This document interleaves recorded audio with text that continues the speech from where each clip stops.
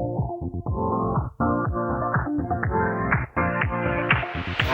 your life within the moment, and don't go wait until the morning. Good morning viewers, welcome back to SSW Motech channel. Today we're going to go through the prep for our tour in Portugal. I'm going to show you just a couple of things of what we're doing in relation to the Tiger 900. This is the Rally Aragon edition. And then we'll go through what Anne's taking on the back of her bike. It might be of interest to you. Plenty of you tour out there. I know that people who subscribe to the channel are tourers, and but we all do things differently. We tend to plan our tours quite well. We don't wing it, and that's the reason why. Really, I'm going through some stuff just to give you an idea. The first thing is the top box on the back, which is not a Triumph top box. It's an aftermarket, Chinese made, I suppose. Most things are these days, aren't they? But it's really good, and I'll show you in more detail. Yeah, so this is the little top box that I've got. Pretty straightforward. Comes in a nice liner actually. Are those pockets useful? Not really. The minute you put anything in there, close the lid, it falls out, but it has got a retaining springs on it. What I've also done here is put some locks, Velcro to the side. You know, they're the wire locks that extend, and they're really good for keeping your helmet. I've also got the master lock in here, a pair of sunnies, why not? And then the major lock, which is the light lock, you can see. If you haven't used the light lock before, really useful. Not cheap, about £150 I think, or something like that. But I keep all that in there, not necessarily for everyday use, but just so I know where it is. That will take a helmet, not much more, and then it just locks, unlocks there as well if you need to take it off. As far as the bracketing is concerned, you have to buy the extra brackets, so it comes with this one, and then you have to buy that, or vice versa. I think it comes with this one, which is part of it, and then you have to buy this, which then bolts onto the existing one, which is on the Triumph. So yeah, have a look at those, they're really useful. So that was the top box. Panniers, so I've got the Shad system on this one. I'll go through the locking, the taking off and the putting on, because it's not easy, but they are really good. Although they're soft panniers, they are lockable panniers. Now you can notice I also have another lock. I've got quite a few locks. I'm not that I'm, you know, like obsessed with locks, but they are quite useful. I leave that one on there because then I can lock my helmet onto the bike if made to. As I said, with this one, it's only a one helmet box, and I tend to use it for other stuff anyway, so the helmet either gets locked to the bike or it comes with me. What other things? Let's have a look over here.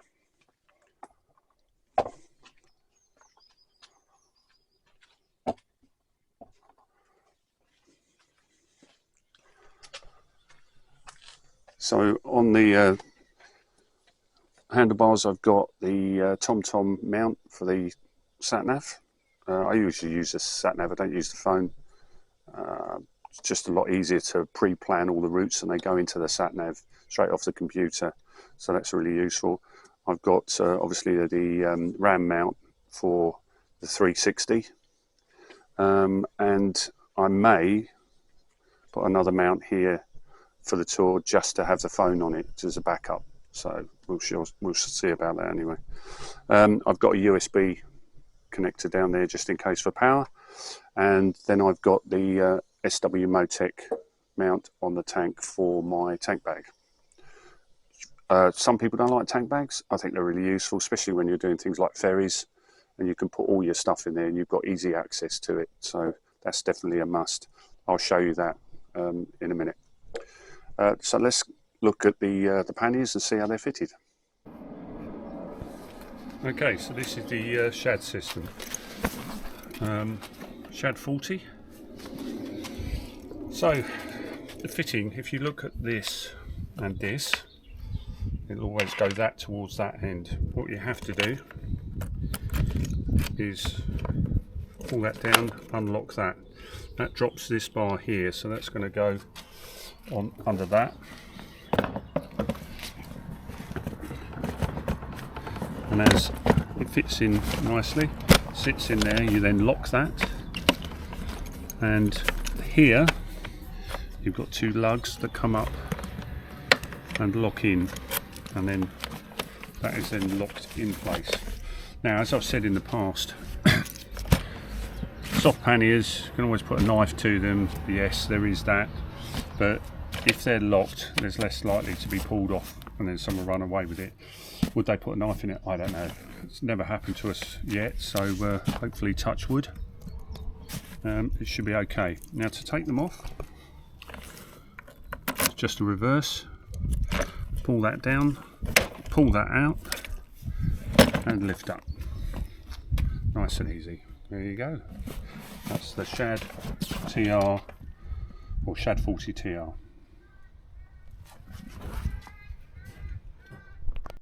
Okay, we spoke about the SSW Motech tank bag. Now these, if you haven't used one of these before, they're really, really useful. Great storage and also easy access or easy fitting and removal. I think that's the main thing. Now a lot of bikes these days don't come with metal tanks anymore. They come with plastic covers or whatever. So finding a tank bag is quite difficult. So SSW Motech have come up with this magnetic ring system, which if you've got a petrol tank ring, which is bolts, the 5 bolts, you have to obviously find the one that fits your particular bike. The configuration for the Triumph is a 1, 2, 3, 4, 5 configuration, 2 at the top, 2 at the side. So that's ideal for this particular tank ring. In fact, I've had to buy a couple of tank rings for various bikes that I've owned, but this has stayed the same. So this has been with me for a few tours and a few years now. Just fitting, it really just depends where you want to set it here, because this is adjustable. So it depends if you want it closer or away, or closer to your body, or closer to the actual handlebars. I've set that so that when it goes on, it just clicks on nicely. To remove it, you just pull the ring. So I suppose the last thing that we're going to talk about is what's going on the back. I've got a couple of options here. Can either put a large 45 litre dry bag on the back. So it depends how much I can get into these panniers. I know what the size are, but you know, we are going for 16 days, so there's quite a lot needed to take. But this is another option as well, which is our little Buffalo luggage system. That will just sit quite nicely behind there. And this is expandable. It's got a cover to it, had it many years, and it will take quite a lot. So this might be an option. What do you think? 45 litre dry bag or this little beauty here? Easy access as well. Got side pockets as well, so I can stuff stuff in there as well. So that's the option.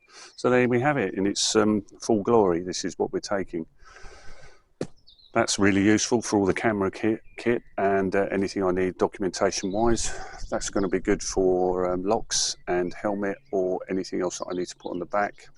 Tools, and we'll talk about tools in a minute. I'll show you into the garage exactly what we're taking.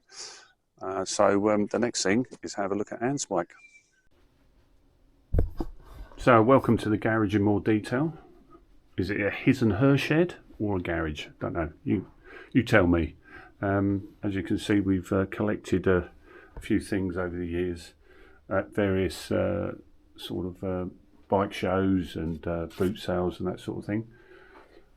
Always think these are really nice. What does this one say? This week I've been mostly riding bikes, looking at bikes, talking about bikes and thinking about bikes. Oh, that's a true one.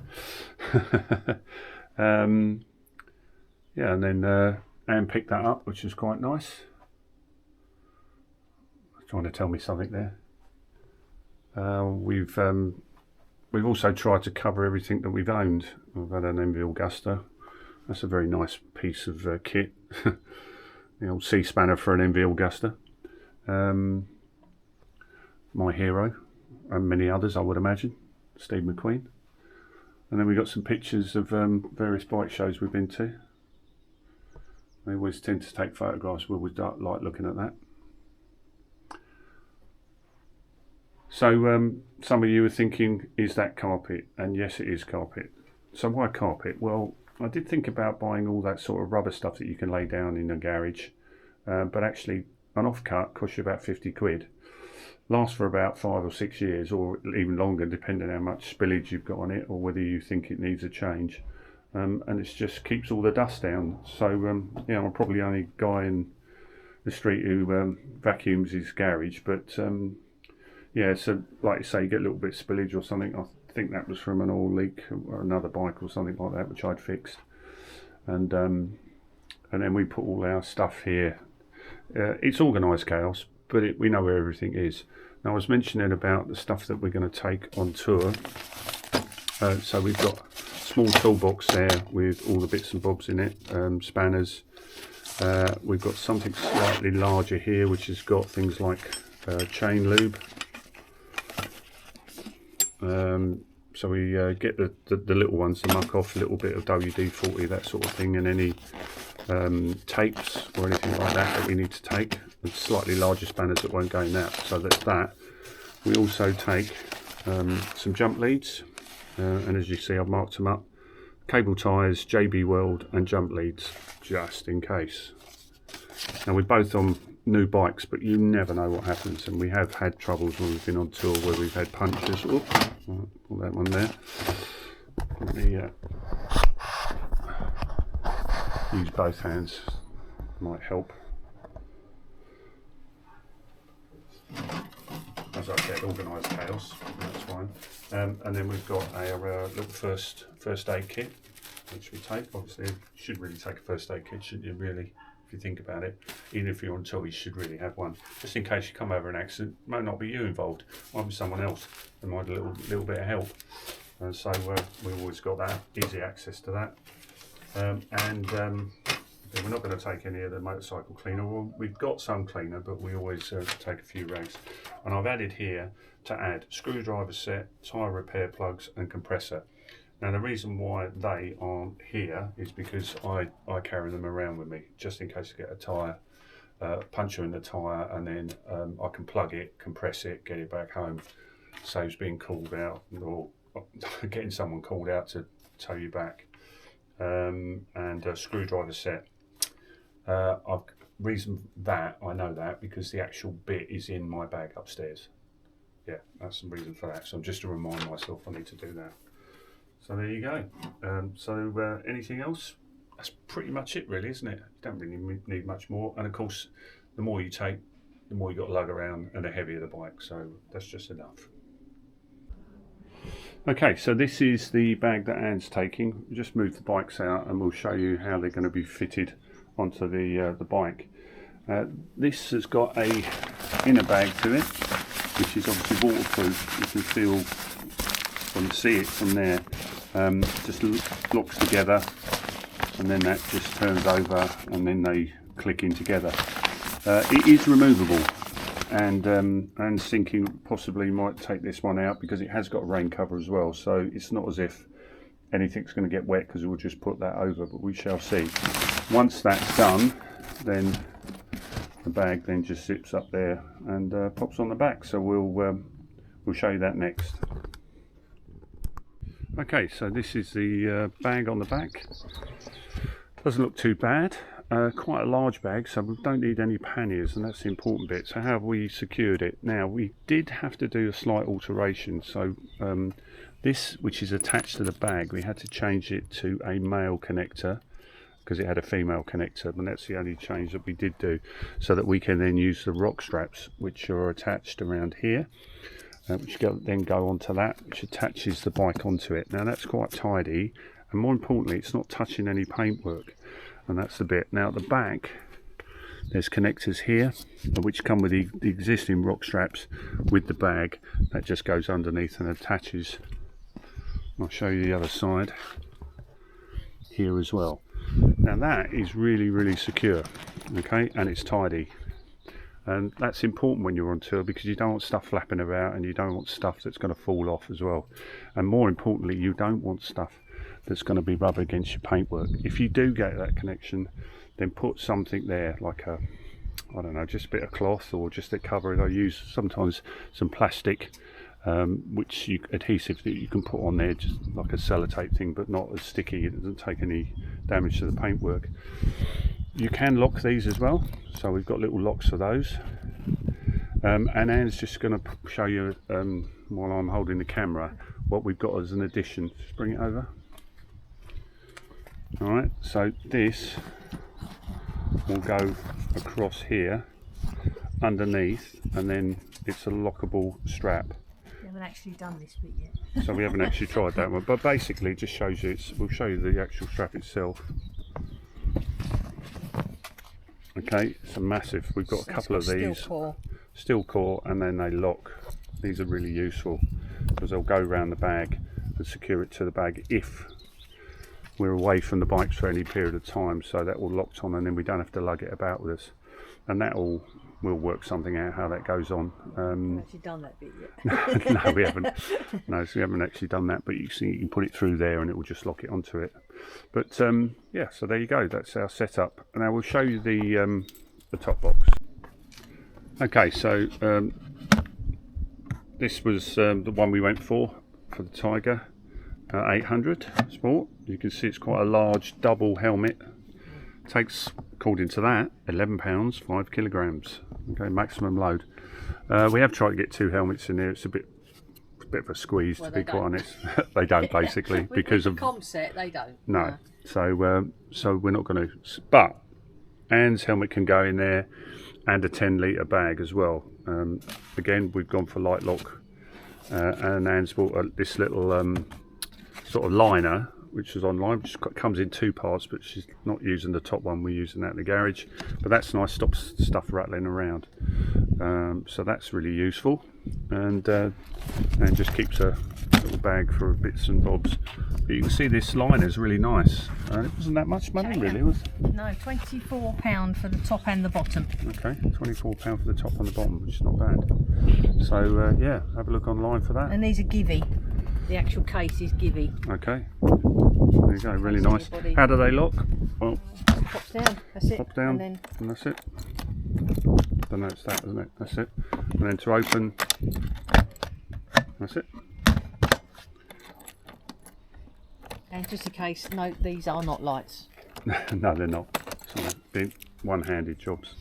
There you go. Okay. Right, so we've had a little play around. And you can see we've got 2 of these steel cable locks that go round. That goes through here, which are attached to the bike. That's locked on. That goes underneath, goes through the bike underneath, so you can't take that off. So that's basically what we'll use if we need to, if we're leaving the bike for any period of time, now walking around a bit of sightseeing, because I guarantee you cannot get that off. All right, doesn't matter how you look at it, you can't take it off. You'd have to, well, cut through that, break that. It just wouldn't be worth it. So they'll go to the next bike anyway, won't they? So they can see it, and it's visibly locked as well, so that's good. So the final thing to talk about really is what goes in all of this stuff. What we tend to use are these packing bags. As you can see, they're lightweight. You can put all the different stuff in it, and then they just fit in, and they come in various sizes. So we've got quite a few sizes, small to medium to large, and you can lay your clothes in there. They lay down so that when you get to where your destination is, you just pull that bag out, and then you'll know what it's in it. And you can mark them up if you want, but you know, t-shirts and jeans in one, underwear in the other, that sort of thing. These are, we don't take them all, but one of them you can actually stack up, especially in the soft panniers as well. So it's easy, so you're not just rifling around stuff, and it's organised. So these are really useful. You can get those online, Amazon. So there you go. So that's what we're taking. Now, depending on the time that you're away, would determine how much you actually take. We tend to take jeans and t-shirts, that sort of thing. But as we're spending most of the time on the bike, we're not doing too much sightseeing. We're having a couple of day break here and there, pair of shorts, that sort of thing, so it's fine. So you can take the minimum amount of stuff that you need, really. You don't have to rough it. You just have to think how much you want to take how much the bike weighs, how much you're weighing, and it all relates into fuel as well, doesn't it? The more weight you're carrying, then the more fuel you're going to use as well over the distance. So it's all relative. But I hope this has been useful for you. If you haven't toured before, you really should need to try it at least once in your riding career. Go on a nice tour to Europe. Start off small, really, little trips to France, that sort of thing, and then you can expand. And the more confidence you get with touring, then you can get off to places. We've been to the Arctic Circle at the top of Norway, and it was a major. We've ridden down to Gibraltar. We've covered most of France, most of Spain, that sort of thing, and we're now doing Portugal. What's in the cards for the future? Possibly the Baltics. We've not really been that far, but of course with the whole problem with Russia and Ukraine, it's a bit difficult to get that far. And obviously we don't want to put ourselves into any major danger. It's also communication, isn't it? You know, you can deal with France. Most people speak English. You can, you know, we just speak a little bit of French, a little bit of German, and there's no problem. But of course, the deeper you get out east, then that becomes a problem. We are thinking of doing Morocco as well, but that would be a guided tour.